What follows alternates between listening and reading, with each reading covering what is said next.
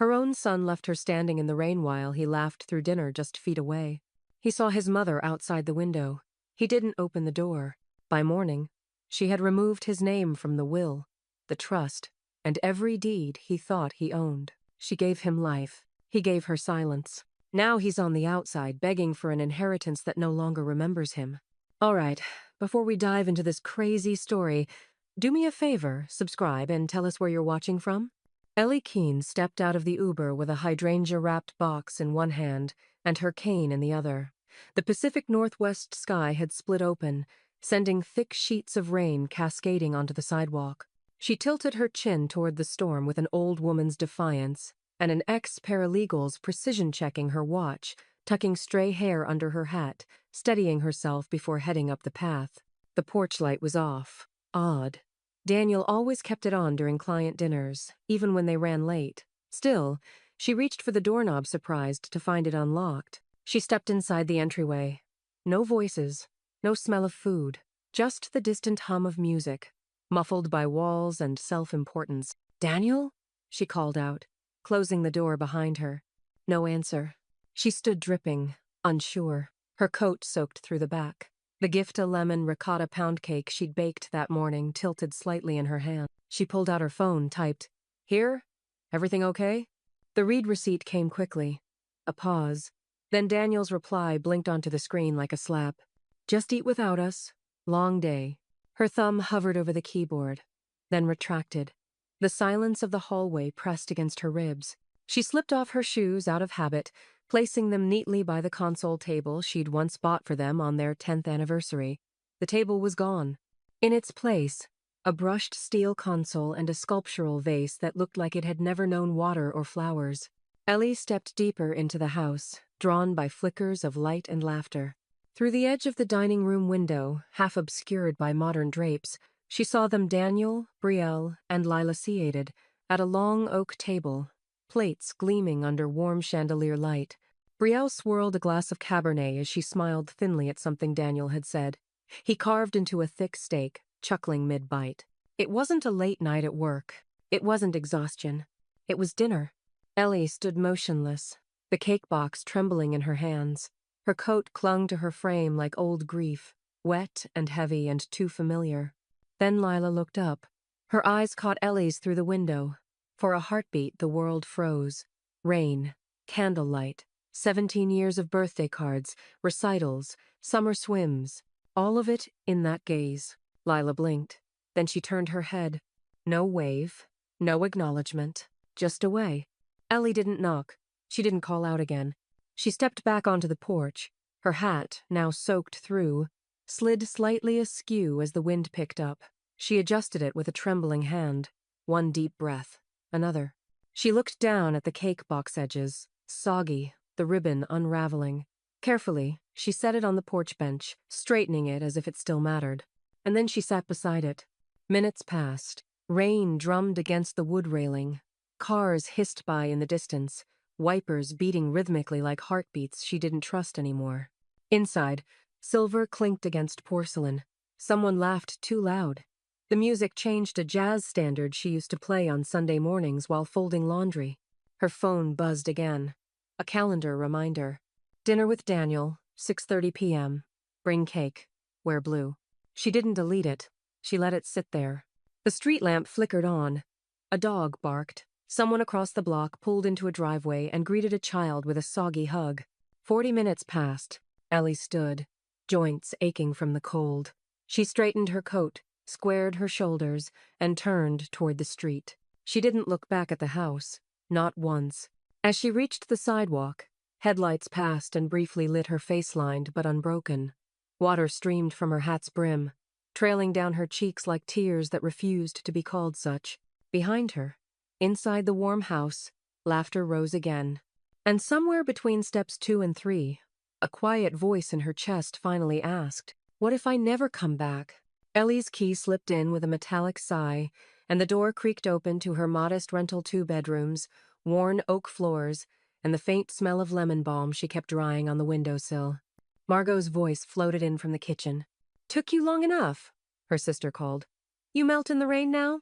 Ellie closed the door with her shoulder and didn't answer. Her coat was heavy with water, her scarf limp around her neck. She stood in the entryway for a moment, too long still, holding on to whatever pride had carried her through the storm. Margot appeared with a towel and a look that could wither stone. She didn't speak, just began patting Ellie down in rough, tender motions. "What happened?" she asked softly, dabbing behind Ellie's ear like she used to when they were kids caught in a downpour without umbrellas. "They were home," Ellie murmured, her voice scratchy from cold and restraint. "Eating steak, laughing." Margot stilled. "They invited you, didn't they?" she said, stepping back. Ellie nodded. "Then they let you stand there like some solicitor?" Margot's voice cracked in disbelief. "Ellie!" Ellie held up a hand. "He thinks I'm already gone." Silence stretched between them, thick as the steam from the soup warming on the stove. Margot turned away, muttering, "That boy has his father's bone structure and none of his backbone." She ladled the soup into a ceramic bowl, set it with purpose on the table. "Sit. Eat. Then we're calling Marcus." Ellie blinked. "Marcus?" Margot looked over her shoulder. "You don't think Arthur knew what kind of man Daniel was becoming? He tried to fix it. You just never wanted to see how far the rot went." Ellie lowered herself into the chair, the wood creaking beneath her, more from tension than age. She took a sip of soup. It tasted like time and home and something older grief, maybe. Later, wrapped in dry clothes and a fleece shawl, Ellie shuffled into the hall closet. She moved past coats and boots until her fingers brushed the metal handle of a fireproof box wedged behind an old vacuum. She brought it to the coffee table. On top, faded marker read, "Will do not open without E." She ran her fingers over the letters. Her nails were clean but soft at the edges now. The kind of hands that once filed motions, wrote letters, held her husband's wrist when the morphine made him slip away. Margot returned with 2 mugs of tea, took one look at the box, and sat down hard. "You really kept it all this time," she whispered. "I couldn't bring myself to look. Not after the funeral. Not after Daniel." Ellie trailed off. But something shifted tonight. The lock clicked open, reluctant. Inside, documents yellowed at the corners, tabs Arthur had color-coded, and at the bottom, a legal envelope sealed in red wax. Ellie broke the seal. The letter inside was dated 3 weeks before Arthur died. A postscript in his handwriting scrawled across the bottom. "If he tries to take it all, remind him whose name built the damn house." Ellie pulled out a stapled set of Pagashan unsigned amendment. Her breath caught. It detailed property transfers, exclusion clauses, conditional trust. She leaned back, the firelight flickering across her face, illuminating every line earned from decades of careful giving. "He was going to cut Daniel out," Margot said, scanning the pages. Ellie's voice came out low, almost reverent. "He left the door open for me to do it, to finish it if I had to." "You think it's time?" Ellie didn't answer immediately. She looked at the amendment again, then at the rain tapping against the window softer now, more like a rhythm than a threat. Then, almost to herself, she whispered, "Maybe it's time to finish what we started." Margot nodded once, as if the storm had passed. "Then we do it right. No drama, no mess, just justice." Ellie folded the letter slowly, deliberately. Her phone buzzed again, Daniel's name on the screen. A single-word message. "Cake?" She didn't reply. Instead, she reached for the landline. "Call Marcus?" Margot asked. Ellie's eyes gleamed. "No," she said. "I'm inviting him over." The cafe was all white marble and reclaimed wood, the kind of place that turned avocado toast into an experience. Ellie arrived early, always did choosing a table near the window, where the sun spilled across her napkin like spilled wine. A hanging planter swayed gently above her head. She could smell rosemary in the air, not from food, but from whatever upscale candle they had burning near the hostess stand. She wore navy wool and a brooch Arthur had bought her when they still exchanged gifts instead of silent compromises. She placed her phone face down, straightened her water glass, and waited. Daniel was 13 minutes late. "Mom," he said as he approached, arms out like he was already absolved of something. He leaned in to kiss her cheek, barely brushing it. His coat was expensive, his smile even more so. "You look good. Rain didn't get the best of you after all." Ellie returned a smile that didn't quite reach her eyes. "Good morning, Daniel." He pulled out the chair across from her, sat, and immediately flagged a server. "Let's get her a cappuccino." Oat milk, right? You used to like that. I drink it black now, Ellie said, folding her hands. Daniel chuckled. Tougher than the rest of us, as always. Brielle arrived 2 minutes later, phone in hand, designer sunglasses still perched atop her sleek ponytail. She kissed the air near Ellie's temple and slid into the seat beside Daniel. Sorry. Morning yoga ran over. But God, Ellie, you're radiant. Seattle weather suits. You. Ellie didn't answer. She just reached for her water. Daniel dove into pleasantry show Lila was applying to colleges. How the market was shaky but manageable. How they'd really missed seeing her. Then his tone shifted. You know, he began, stirring his espresso with performative thoughtfulness, I was thinking how remarkable you've been this past year. With Dad gone and everything you've handled, it's inspiring. Ellie said nothing. And I just want you to know, we've been talking. Me and Brielle. Brielle placed a manicured hand on Ellie's arm, gentle and disingenuous. We've found this incredible place, Daniel said. Private suites, on the Sound, views of the Olympics, morning yoga, art therapy. They call it, what was it, Brie? Harbor View Sanctuary, she said, reaching into her leather tote. It's not a facility. It's a lifestyle. She placed a glossy pamphlet in front of Ellie. Soft focus photos of seniors laughing over watercolor palettes and wine tastings. Ellie picked it up with both hands. Peaceful transitions for golden years, she read aloud. Her voice was level, but her left hand trembled just slightly as she turned the page. Daniel leaned in. You deserve peace, Mom. Not whatever that rental is. This is full service. We'd help with the move. And of course, we'd handle the cost. Ellie's eyes didn't lift from the brochure. So I'm easier to forget, she said quietly. Daniel's brow furrowed. That's not what this is. It's about dignity. Brielle jumped in. We saw how hard it was when you came by last week. You were soaked, and it just concerned us. A long pause. Ellie closed the pamphlet, lined up the corners with slow precision, and slid it into her purse. She looked out the window. A man passed by with a bouquet of sunflowers. A child dropped their juice box and began to cry. She turned back to her son.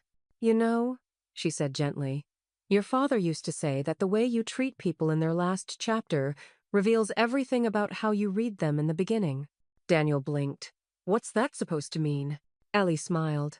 Just that I remember every word, even the ones you think I didn't hear. She stood before the check arrived, pulled on her coat without help. We'll talk more, Daniel said, rising halfway. No, Ellie said. We won't. She left them sitting there, her son frowning. Her daughter-in-law reaching reflexively for her phone and stepped back into the daylight, purse heavier than when she'd come. Inside, Brielle flipped the bill closed, muttering, Guess she didn't like the idea. Daniel didn't answer. He was staring at the door Ellie had just walked through. Ellie didn't take off her coat when she got home. The kitchen light clicked on, casting long shadows across the linoleum. She walked past the kettle, past the framed wedding photo near the toaster, and stopped at the old roll-top desk in the corner of the living room, the one Arthur had always kept locked, even after his handwriting began to slip and his sentences wandered. The drawer was still stiff. She took the ring of mismatched keys from the ceramic dish beside it and tried 3 before finding the one that turned with a reluctant sigh.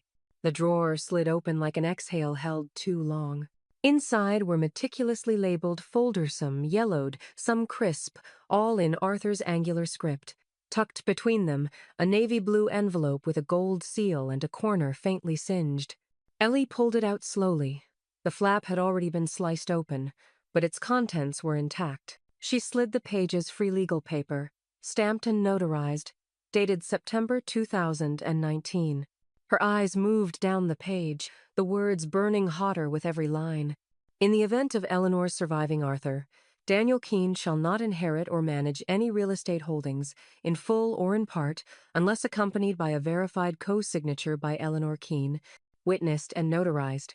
This clause supersedes all prior provisions. Her hand tightened slightly on the edge of the paper. Below it were handwritten notes. Arthur's voice caught in ink. Too arrogant. Doesn't listen.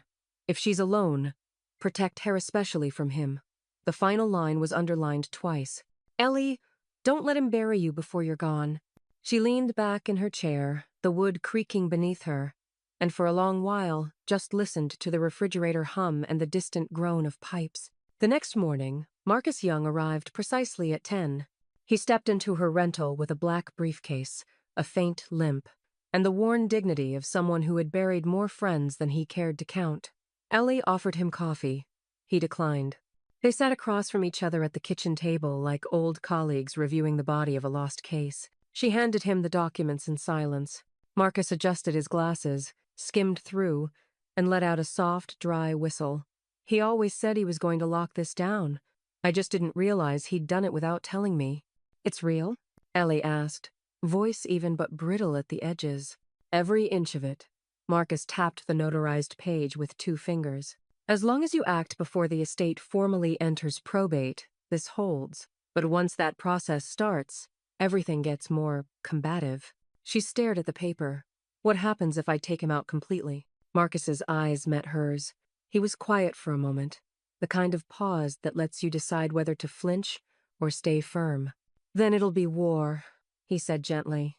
Real estate, press, probably a countersuit. He'll come after every inch of it. And what if I lose? You won't, he said. But you'll need to be precise and prepared to be painted as cruel, vindictive. Ellie let that settle. She remembered the way Daniel had smiled yesterday, like she was a cornered burden they'd found a clean solution for. She remembered Brielle's practiced concern, Lila's silence, the stake behind the glass. 40 minutes in the rain. He made his choices, she said, finally. Marcus nodded once. So did Arthur. He knew Daniel better than you wanted to admit. She folded the documents back into the envelope, sealed it with a fresh strip of tape. We'll do it quietly. No fireworks. I can start the trust paperwork today, Marcus said. You'd still retain beneficiary power, but the property would be out of reach. Ellie stood. Her back was stiff, but her voice had sharpened to steel. Let's make sure he understands what that means. As Marcus packed up, she walked to the window. Outside, the wind stirred the maple tree in the yardets, leaves turning orange and gold, fiery even as they fell. Ellie, Marcus said at the door. Are you ready for this? She didn't turn around. I was born ready, she said. I just forgot for a while. Ellie was halfway through organizing a drawer of mismatched Tupperware lids when the call came in. Marcus never called midday. He was a morning man meetings at 9, contracts by noon, voicemail by dinner. She wiped her hands on a towel and answered. Ellie, he said without preamble, did you authorize the sale of the house on Queen Anne? Her heart knocked once against her ribs. What? The marital home. It's listed. I got wind through escrow contacts we have mutuals. Someone's trying to close fast, under a power of attorney. His voice turned grim. Yours. Ellie didn't sit. That's not possible. I never signed power of attorney. Not for Daniel. Not for anyone. Marcus's breath tightened. Then it's fraud. He's either forged it, or he found an old draft and doctored it. Ellie stared out the kitchen window. A jay landed on the fence, squawking as if echoing the alarm. Send me everything, she said. Now. 2 hours later, Marcus sat across from her again, his laptop open, his expression stormy. On the screen, a digital listing her home, her and Arthur's porch swing still visible in the photos. A caption beneath.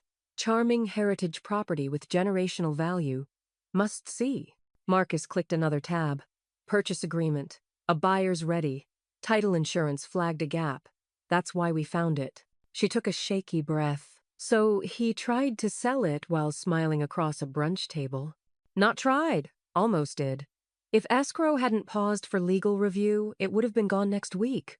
Transferred under false pretenses. Ellie didn't tremble. Not this time. She stood, walked slowly to her roll-top desk, and returned with a manila folder. Then we moved faster. Inside, the freshly notarized paperwork from earlier that week. Her signature firm. Witnesses clear. Arthur's amendment folded behind it like a second heartbeat. Marcus read through the documents and gave a single low whistle.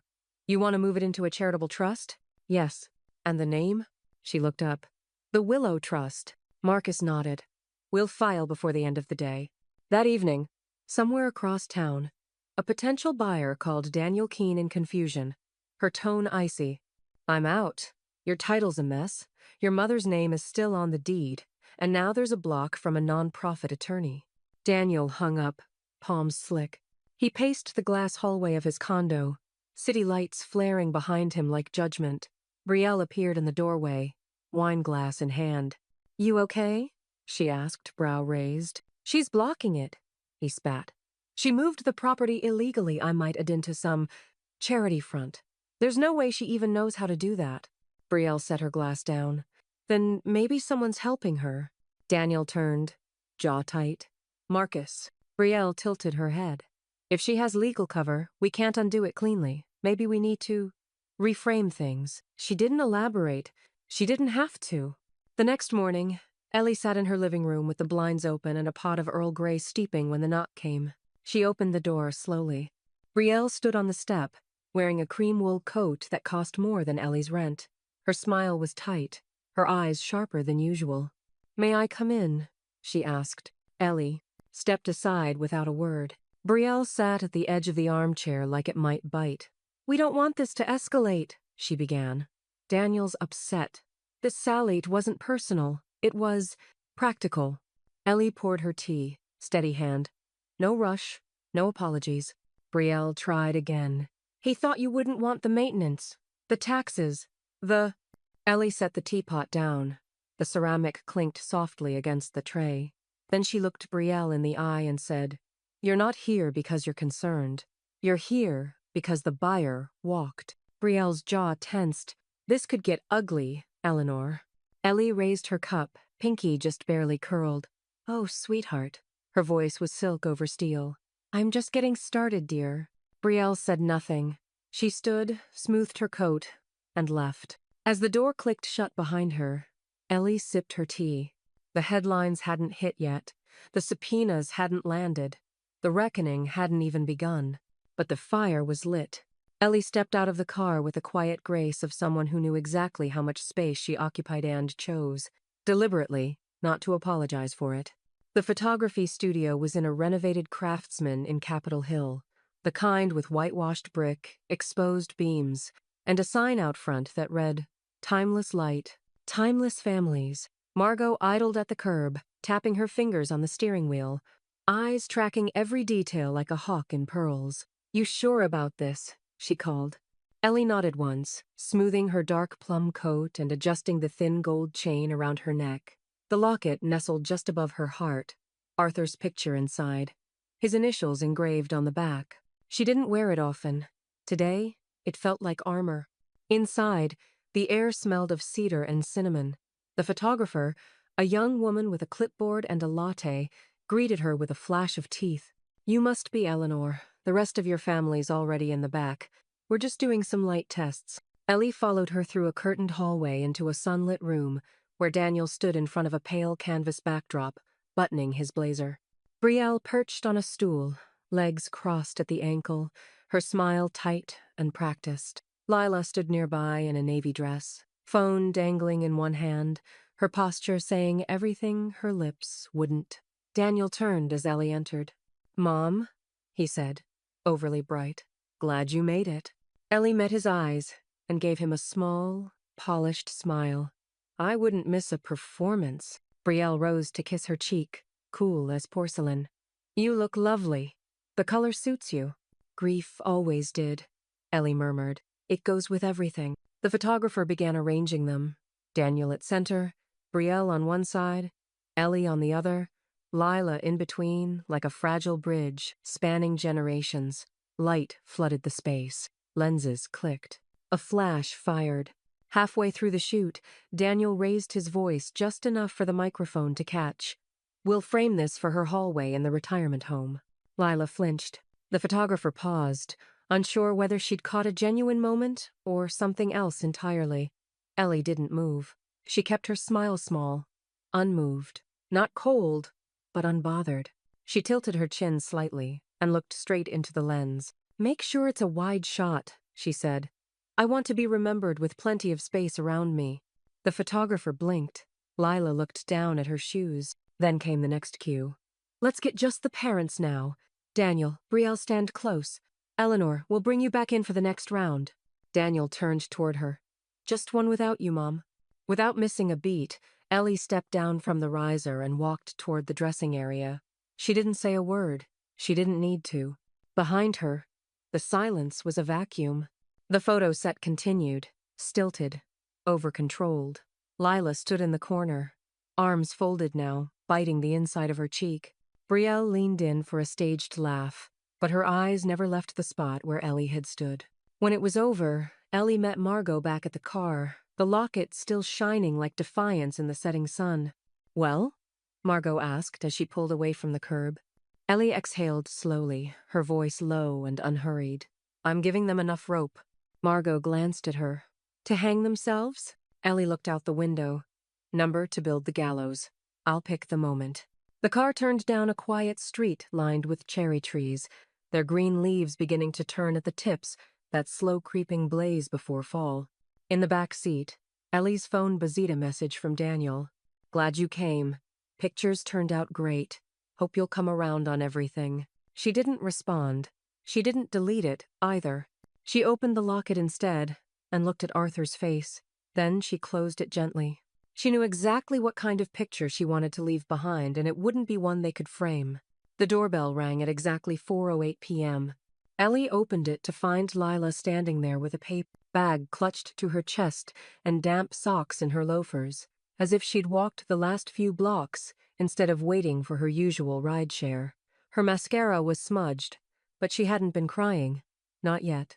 "Hi," she said, voice thin but intact. "I brought Earl Grey, the good kind." Ellie stepped aside. "Kettle's already on." Lila walked in quietly, her movements smaller than usual. She placed the bag on the kitchen counter, eyes darting briefly to the coat rack, the bookshelf, the clock above the sink anywhere but Ellie's face. They sat across from each other, steam rising between them, the silence oddly warm. "He's always talking about time now," Lila said, stirring sugar into her cup even though Ellie knew she hated it sweet. "Deadlines, appraisals, probate windows. He keeps using that phrase, managing the clock." Ellie blinked once. "Your father?" Lila nodded. "Yesterday I heard him on the phone. I wasn't supposed to." She picked at a hangnail, eyes wet now. "He said you're a liability, that he has to tighten the screws before she figures out she still has leverage." Ellie didn't flinch. She simply let the words settle in the air, like ash after a burn. "He doesn't talk about Grandpa at all," Lila added. "Just numbers, deeds, closures, like it's a business deal, not a life." Ellie stood and walked to the desk against the wall, Arthur's old desk, its drawers now familiar. She opened the bottom one and took out the envelope. It was heavier than it had felt before, not in weight, but in consequence. She returned to the table and slid it across the wood between them. "What is this?" Lila asked, voice barely above a whisper. "The real will." "And what came after?" Ellie said softly. "Arthur's final decisions. Some signed, some not, all of them deliberate." Lila pulled out the papers with trembling hands. Her eyes skimmed, then froze. "No real estate. Unless you co-sign?" she whispered, looking up. "Wait, this wash never told me this existed." "No one did," Ellie said. "He left it to me, to decide what to do. I didn't move on it because," she hesitated, "because I thought Daniel might still come around, that maybe grief had made him small." "But he was always like this?" Lila asked. Ellie didn't answer. She didn't need to. Lila stared at the pages, her voice trembling now. "Is it too late? To protect what he doesn't deserve?" Ellie reached across the table, laying her hand over her granddaughter's. Her voice was calm even, but layered with something fierce underneath. "It's never too late," she said, "to remember who you are." Lila blinked hard. "But this still my dad. And you are still my granddaughter," Ellie said. "That doesn't change just because the world does." A long silence stretched between them, full of everything they hadn't said in years-missed holidays, forgotten calls, fractured Sundays. Then, quietly, Lila stood and wrapped her arms around Ellie. It wasn't a dramatic hug. It wasn't cinematic. It was trembling and overdue and real. Ellie let her eyes close for a moment. She could feel Arthur's locket resting between them, warm from her chest, a steady weight. When Lila pulled away, there were 2 spots of color in her cheeks, and something sharper in her eyes. "I want to help," she said. Ellie smiled. "Then you already have." Lila nodded, wiping her nose with her sleeve like she was 5 again. Then her gaze sharpened. Does he know I'm here? No, Ellie said. What happens when he finds out? Ellie reached for her tea and took a slow sip. Her eyes never left Lila's. Then he'll learn what a real liability looks like. Ellie waited until the house had gone still. No tea simmering on the stove, no Margot humming off-key in the next room. Just the quiet click of the grandfather clock in the corner and the slow creak of the floorboards beneath her chair. A pen rested in her hand heavy, gold-tipped, the one Arthur used to sign every major document in their life together. She unfolded the stationery pad. Cream paper. Thick. Tactile. The kind that asked the reader to sit up straight. At the top, she wrote the date in careful cursive. Beneath it, a name. Daniel Keene. Then, with the same poise she'd once used to draft civil rights petitions in a smoky Seattle law office, Ellie began. Daniel, this letter is not for reconciliation. It is for record. You may wish to believe I am bitter, emotional, forgetful, or foolish. You'd be wrong on all counts. I am clear-eyed and deliberate. You have committed fraud. You attempted to sell the Queen Anne property under a forged power of attorney in action now documented, filed, and legally disputed. Enclosed, you'll find the amended trust, Arthur's final estate changes, and a preliminary report from Marcus Young outlining the violation. Do not contact me directly again. Do not attempt to interfere with the transfer of assets now under the Willow Trust. Your legacy is your own. You built it with every silence, every insult, every careless decision. This, too, is yours now. Eleanor M. Keene. She signed it slowly, then slid the letter and the legal documents into a navy envelope, sealing it with a gold sticker, embossed with the Willow Trust insignia. A final flourish. Ellie walked down the hall, knocked once on Margot's bedroom door, and pushed it open. Still awake? She asked softly. Margot sat up in bed, glasses perched low on her nose, a crossword folded on her lap. You finished it. Ellie held up the envelope. I want you to take it, deliver it, to his office, not the house. Margot swung her legs over the side of the bed, already reaching for her boots. Hell yes. Ellie almost smiled. Don't engage. Just hand it to the front desk. Let him stew in it. By 10 the next morning, the envelope sat in a tray labeled Incoming Vertical Bar, Keene Group, Partners Only. Margot didn't linger. She didn't need to. Inside the glass-paneled office suite, Daniel looked up from his desk as Brielle walked in, face pinched. That woman dropped something off, she said. Didn't say a word, not even a glance. Daniel took the envelope, sliced it open, and pulled out the letter. He read the first line, then the second. Then his hands began to tremble. The trust paperwork followed. Arthur's amendment. The cease and desist from Marcus. His eyes narrowed. She's bluffing. Brielle scanned the pages. No, she's not. This is airtight. He stared at the words as if sheer will could make them vanish. His jaw clenched. She's throwing away everything we built. She's protecting what's left, Brielle corrected quietly, then added, under her breath, and maybe we deserve it. That night, Ellie sat by the front window, watching the wind flicker through the street lamp's cone of light. She sipped her tea slowly, turning something over in her hands. A birthday card, Daniel's handwriting on the front, to the world's strongest mom. She opened it. Inside, the same line he used every year. Love you always, D. No story, no joke, no memory, just a placeholder. Ellie tore it straight down the middle. Then again, across the crease. The paper crinkled as she dropped the pieces into the fireplace. The flames accepted them without judgment. Her phone rang. She let it buzz twice before answering. Daniel's voice came through like ice. You'll die alone in a rental, and no one will care. Ellie leaned back in her chair, calm and composed. Better than living in a palace built on betrayal. She hung up. The fireplace hissed. The wind outside rose, like a whisper turning into warning.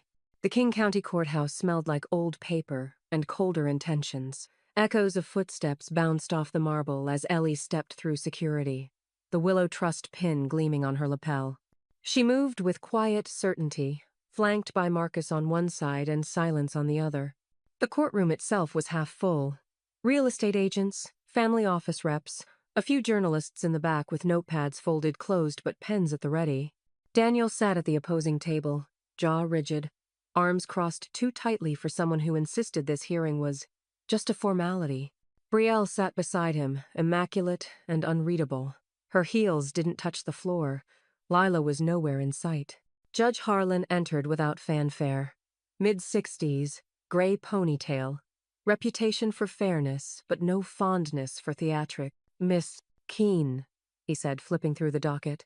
"I understand you're challenging the proposed administration of Arthur Keene's estate on grounds of fraud, undue influence, and unauthorized transaction attempts." "Yes, Your Honor," Ellie replied, her voice clear, unwavering.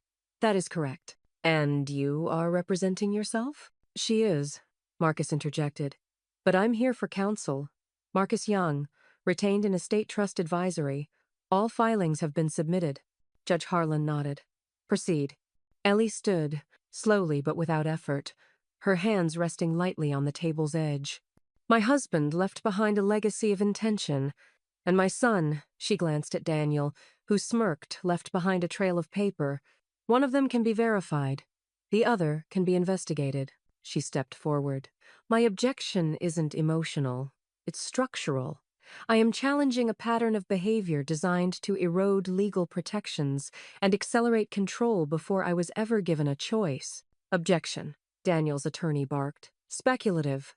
Judge Harlan waved it off. "She's laying foundation. Let her speak." Ellie turned to the judge. "My son listed our marital home for sale using a fraudulent power of attorney. He approached buyers before probate. He misrepresented title. And he did so while telling me over brunch that he wanted to ease my transition." She paused. He meant into silence. Marcus rose, voice smooth and surgical. "Your Honor, if I may supplement with Exhibit D14. He clicked his laptop, and a recording played through the courtroom's tinny speakers. Daniel's voice, unmistakably casual. "She's senile. We just need signatures. Get them while—" She still knows her name. Ellie didn't flinch, but the room shifted. A sharp inhale from someone in the back row. The sound of Brielle's legs uncrossing. Daniel's face drained of color. Judge Harlan leaned forward. "That was you, Mr. Keene?" Daniel opened his mouth, closed it. His lawyer stood. "That clip is out of context. It's authenticated," Marcus said coolly. "Time-stamped and submitted through verified channels. Full transcript attached to the filing." The judge looked to Daniel. "Do you have anything to say under oath?" Daniel shook his head slowly, lips pressed thin. "I'm not the villain here," he said quietly, like it might still matter. Judge Harlan looked at Ellie. "Pending full review, I'm issuing a temporary freeze on all inheritance, disbursement, and estate transfers. Any party who attempts to bypass this order will be held in contempt." He slammed the gavel once. Court adjourned. Ellie gathered her things methodically, slow and precise. As she stepped out into the hallway, the first camera flash caught her by surprise. A local reporter asked, "Mrs. Keene, any comment on your son's remarks?" Ellie didn't stop walking, but her answer floated over her shoulder. "He said enough for both of us." Around the corner, just out of frame, Lila waited in the quiet corridor outside a locked courtroom. Her eyes were red but dry. "I testified," she whispered as Ellie approached. "He won't forgive me." Ellie wrapped an arm around her granddaughter's shoulders. "Good," she said softly. "You finally did something worth remembering." They stepped into the elevator together. Back upstairs, Daniel shoved the courtroom door open hard enough to rattle the hinges. Flashbulbs erupted. He raised a hand and barked, "No comment." But the cameras didn't stop. And this time, they weren't pointing at Eleanor. The safe had been broken for years. Arthur had jammed the locking mechanism one spring and vowed to replace it. He never did. Ellie had kept it tucked in the corner of the closet behind boxes of winter coats, untouched, like so many other things they said they'd get around to once the grief softened. But today, the hinge gave with a stubborn groan, the metal creaking open as if it resented the light. Ellie crouched carefully and pulled out 2 envelopes, each thick and sealed with Arthur's wax crest, the monogram they'd designed together when she was still typing briefs in a rented basement office, and he was sketching blueprints on napkins. The ink had bled slightly at the corners, as though even paper had memory. One was marked, Eleanor. The other, Daniel. Beneath them, a single brass key rested inside a folded ledger. Ellie sat down on the edge of the bed, fingers tight around the envelope with her name. She inhaled Onslow, grounding and broke the seal. Arthur's handwriting hadn't changed much. Confident, slanted slightly left, full of the man she'd married, and the regrets he'd never spoken aloud. Ellie, if you're reading this, then you already know more than I ever had the courage to say out loud. I saw Daniel slipping away years before the doctors ever found my shadow on the X-ray. I wanted to fix it. I didn't. But I did leave you something. The ledger inside belongs to the legacy account I opened the year your sister got sick. You remember how scared we were? I never touched it, not once. It was meant for the worst-case storm.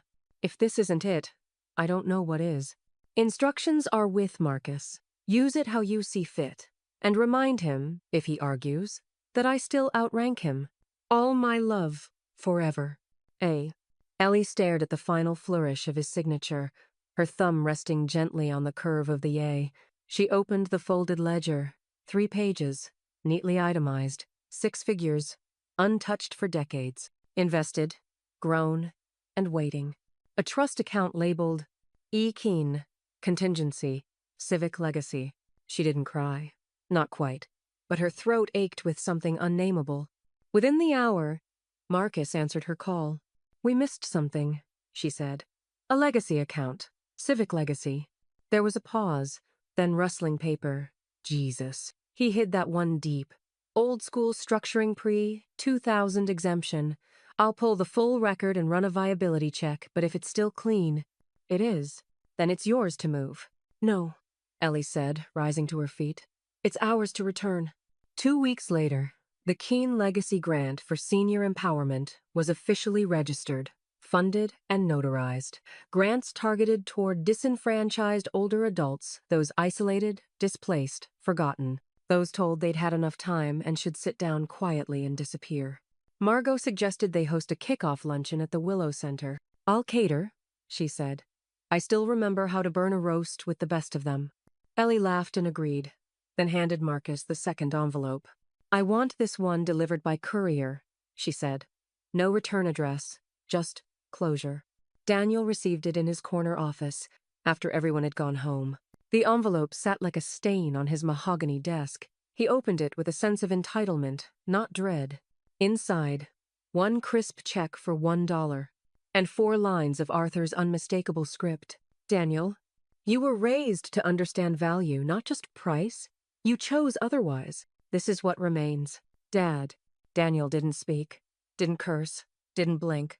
He just sat there, alone, with the dollar trembling between his fingers as the skyline flickered through glass he no longer owned.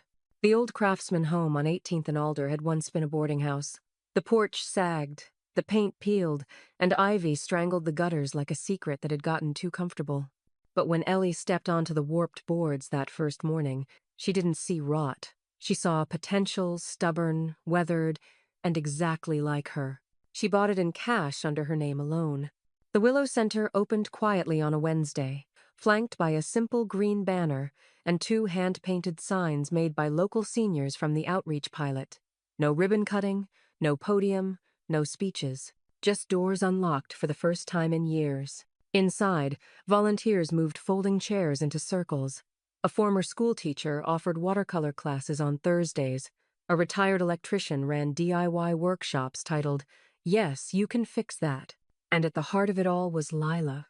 Every afternoon after school, she arrived in her gray hoodie and headphones, dropped her backpack in the corner, and sat beside seniors struggling to navigate tablets and password resets. Her patience grew. So did her pride. You don't have to come every day, Ellie said once. I know, Lila replied without looking up, guiding an older man through his first Zoom call. But I want to. One afternoon, Margot emerged from the back office, holding a simple wooden frame in both hands like it contained a historical artifact. She hung it behind the front desk, above the sign-in sheet.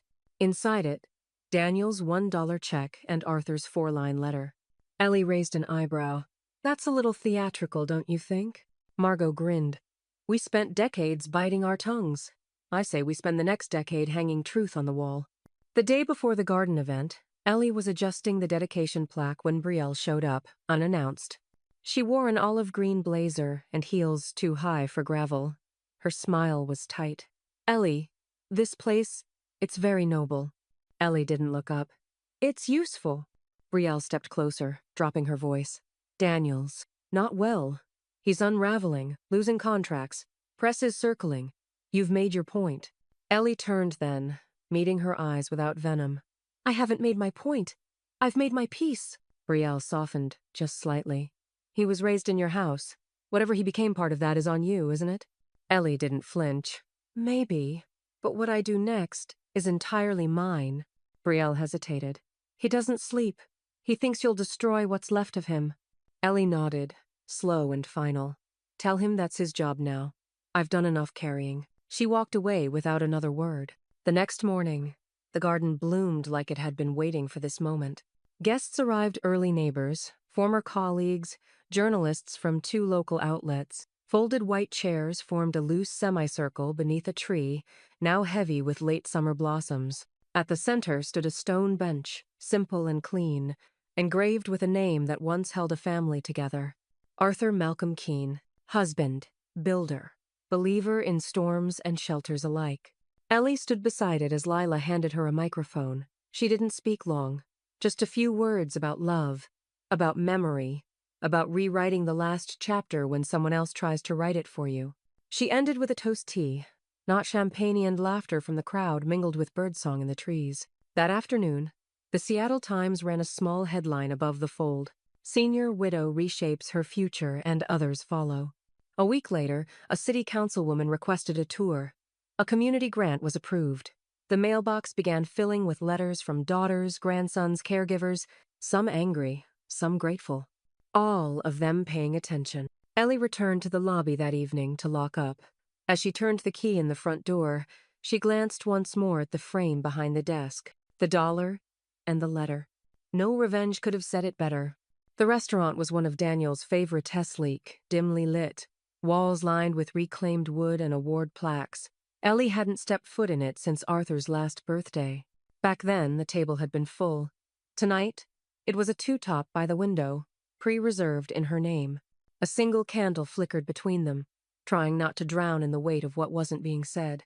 Daniel arrived 10 minutes late, as if the delay might reassert some upper hand he'd already lost. He wore his best navy suit.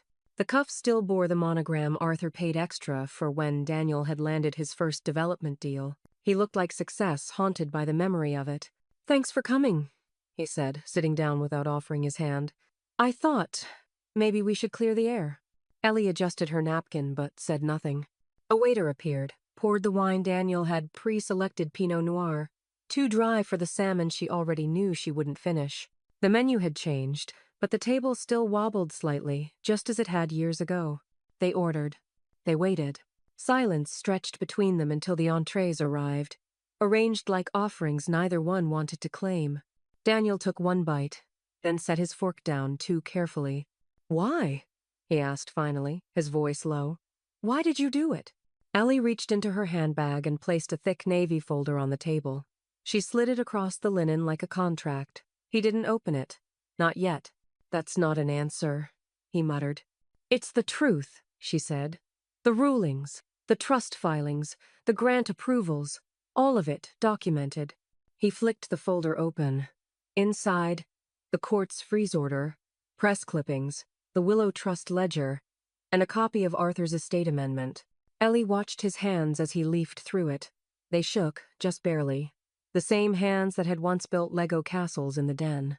The same hands that had signed her name on false forms. I didn't do this to hurt you, Ellie said softly. I did it to remember who I am. Daniel looked up sharply. Who you are. She nodded. Not the woman who sat in the rain while her son laughed over wine. Not the mother you reduced to a line item. I was someone before I was yours. I still am. Daniel scoffed, the sound bitter and small. You've burned this family to the ground. Ellie didn't blink. No, Daniel. You did. He stared at her, eyes narrowed, but his voice cracked around the edges. You're proud of this? Ruining me in the press?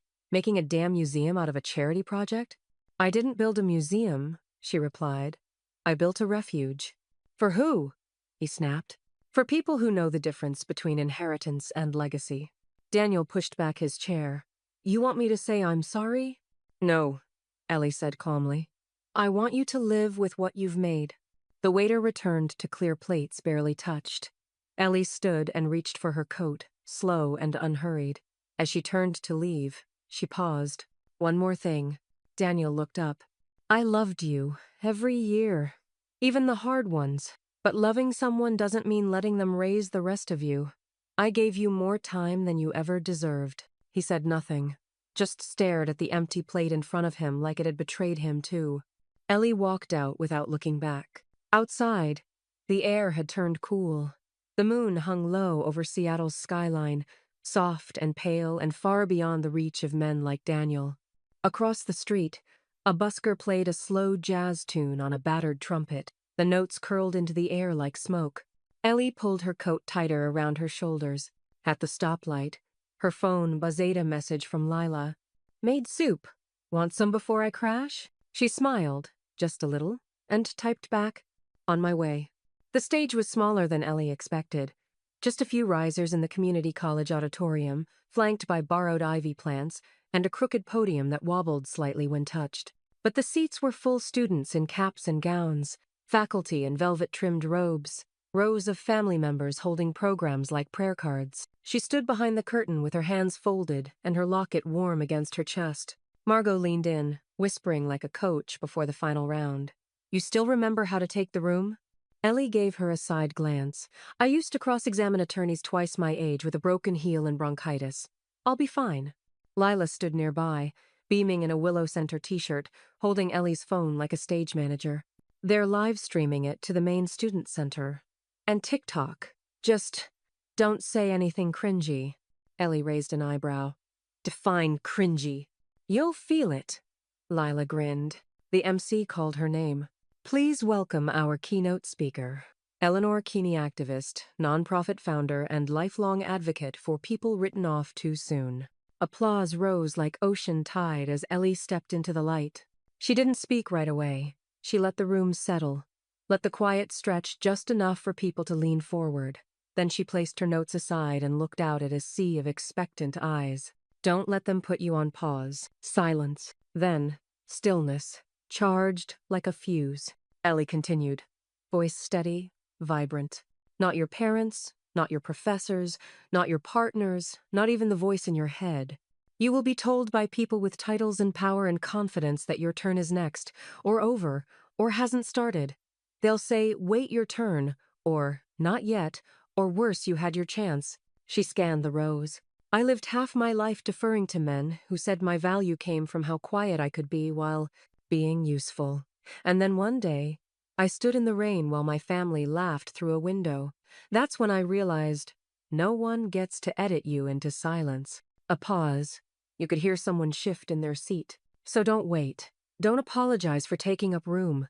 Don't let legacy be something you inherit. Let it be something you create with sharp edges and soft hands, with rage and with grace. She closed her folder, untouched. And if you ever find yourself in the storm, build something. Build it anyway. The crowd didn't erupt right away. It rose slowly, students standing, parents clapping, someone in the back shouting, "Yes, ma'am!" It went viral within 72 hours. At the Willow Center posted a clip with the caption, "Your last chapter is still yours." It hit 500,000 views by Friday, then 1 million. By Sunday, Daniel's firm trended on Twitter, but not in celebration. A local journalist connected his name to recent ethics filings, forged documents, estate irregularities, and sealed court records linked to a whistleblower. The article's headline read, "Seattle developer under fire for estate misconduct, family charity surges instead." Brielle filed for legal separation 3 days later. No press release, just a paper trail and a discreet moving truck. Lila packed her bags and moved in with Margot. She kept a photo of Ellie from the graduation stage taped to her mirror with the words, "Build something." Ellie, for her part, didn't gloat. She didn't send the article to Daniel. She didn't call Brielle or toast to her freedom. She simply walked into her attorney's office on Monday morning with a folder full of deeds. "I want everything transferred," she told Marcus. "The Queen Anne property, the Bainbridge parcel, the downtown lot, all of it. Into the Willow Trust." Marcus stared. "You'll have nothing left personally." "I'll have plenty," she said. "What I need doesn't fit in bank accounts." He slid the documents across and handed her a final form. Ellie signed with a flourish, then opened her phone banking app. One last personal account. Balance, $36.1, $7. She transferred all but a single cent. New balance, $0.01. She stared at it for a long moment, then whispered, "Perfect." Seattle's sky was dry for the first time in days. A rare kind of dry, the kind that smelled faintly of baked concrete and clean air, like the city had finally wrung itself out. Ellie moved through it in a camel wool coat, soft at the collar and crisp at the seams. New but not flashy, practical, the kind of thing someone bought for themselves without needing permission. The sidewalks hummed, with afternoon rhythm buses sighing at curbs, shop bells chiming, the aroma of espresso bleeding from every other doorway. She walked downtown like she belonged to the street itself, like gravity had finally stopped asking her to apologize for standing tall. When she paused, it wasn't out of hesitation. It was recognition. Across the street, nestled between a wine bar and a boutique realtor's office, sat a restaurant she remembered all too well. Its name had changed, modernized, probably for SEO, but the glass walls still offered a perfect view of the corner table by the window. Daniel sat there, alone. No wine this time, just water and a salad he hadn't touched. His suit hung looser now. The tailor's lines sagged at the shoulders. He stared into the street, not at anyone in particular, but he saw her. Of course he did.